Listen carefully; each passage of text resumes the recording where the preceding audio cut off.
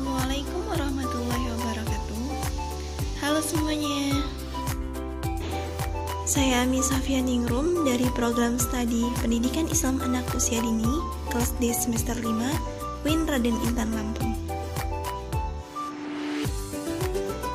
Di sini saya akan menjelaskan tentang perencanaan perkembangan asesmen anak usia dini.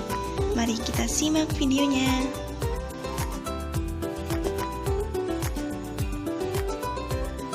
Apa itu asesmen? Asesmen adalah pengukuran, yaitu proses untuk menentukan trait atau perilaku seseorang.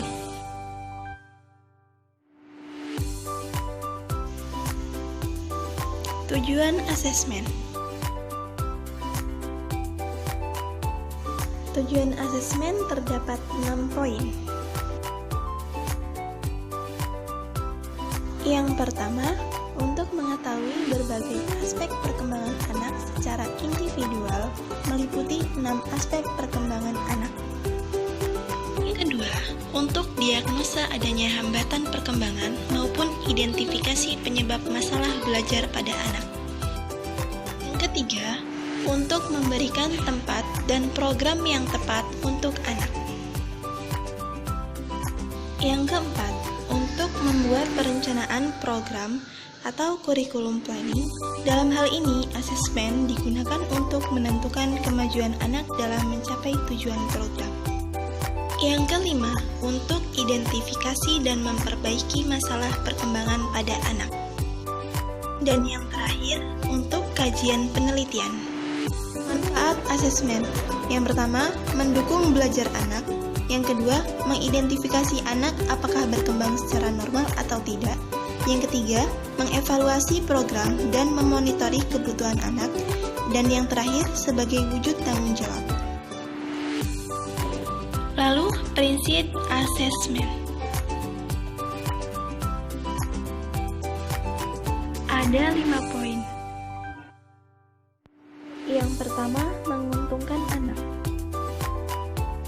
Kedua, memiliki tujuan spesifik dan reliable valid. Yang ketiga, age appropriate baik dalam isi maupun metode. Keempat, linguistic appropriate. Yang kelima, orang tua menjadi pertimbangan dalam menegakkan asesmen.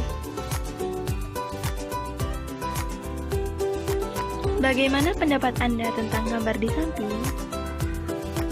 Paper dan pensil test bukanlah asesmen yang tepat untuk setting PAUD.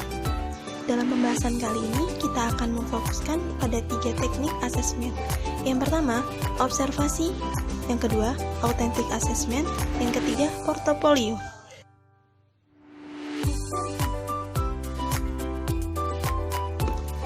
Yang pertama, teknik mengumpulkan data yang digunakan untuk menegakkan asesmen PAUD. Yang kedua, teknik observasi ini paling banyak digunakan. Hendaknya anak dapat bebas berekspresi, misalnya dilakukan dalam setting bermain. Lalu, bagaimana pembuatan pencatatan yang akurat dan reliable? Praktek observasi.